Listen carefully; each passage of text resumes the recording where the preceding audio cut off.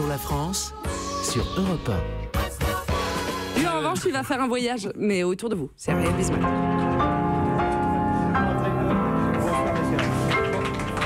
Éric Judor, les mots « nous vous présentons nos excuses pour la gêne occasionnée ». Je ne sais pas si vous pensez comme moi, mais je les trouve drôles. Hein, évidemment, c'est encore mieux si c'est Pierre Richard ou vous qui les dit, avec de l'écho, dans le micro d'un TGV, vide par exemple. Les mots « je suis timide » ou « ça s'est pas bien passé », c'est terrible à dire, sont drôles aussi. Les mots qui suivent aussi. Depuis 2 mois, je pue de la chatte, c'est épouvantable. Je sais, ça se fait trop pas de dire ce qui est drôle et ce qui ne l'est pas.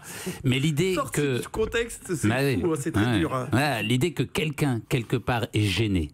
Hein, la gêne tout court, l'embarras, soit le sentiment de ne pas être la bonne personne au bon endroit est franchement à l'origine d'une bonne partie de ce réflexe sain, mais un peu malsain aussi, qu'on appelle le rire.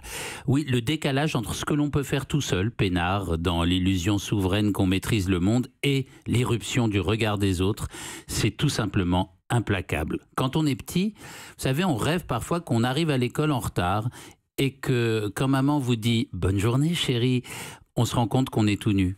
C'est terrible. Ah bon ? Quand on est grand aussi, on peut rentrer dans un ascenseur où une odeur immédiatement reconnaissable dénonce un coupable impassible, un genre d'assureur qui répond un tout petit bonjour tout claqué, dont l'écho se prolongera sur 8 étages.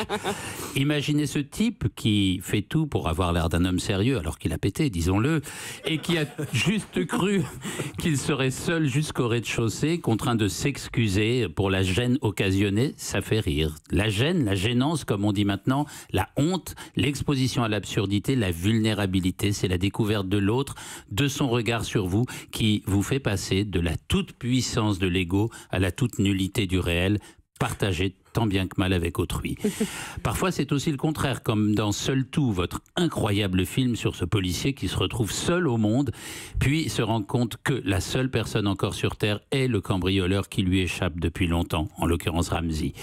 Il y a un bonheur de la gêne, et vous remarquerez d'ailleurs que l'adjectif « occasionné » s'applique rarement à autre chose que la gêne. Votre nouveau film raconte, une fois de plus, l'aventure d'un homme parti pour un moment de plaisir et plongé malgré tout dans une suite de gênes occasionnées.